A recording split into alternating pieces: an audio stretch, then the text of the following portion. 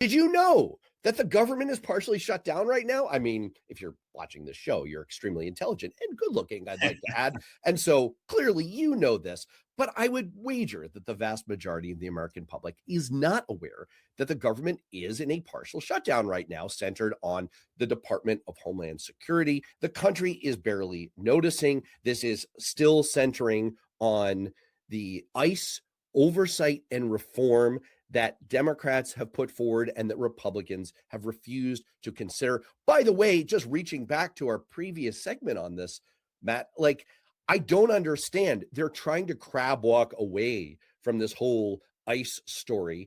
And Kristi Noem committed what's arguably the most shocking thing anyone in this administration has done yet, that could be a political extinction level event, imperiling the life of a U.S. service member in order to keep a deportation flight on schedule.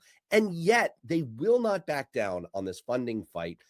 Why is there a shrug over this? And why are we still stuck in this? It really points to a couple of things. What the Democrats want, I think most Americans would agree with. But it also goes to show, I think, how ineffective Democrats are on presenting this message. Because I think in more capable hands, Nancy Pelosi, who, again, everybody knows I do not like Nancy Pelosi or agree with Nancy Pelosi.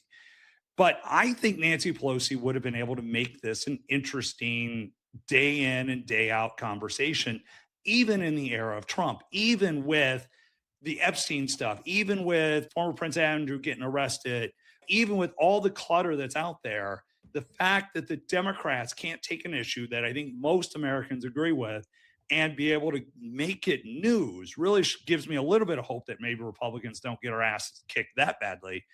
But I also think it's such a small shutdown that maybe will rear its head during the State of the Union next week, that just nobody cares. It's a chyron graphic at best.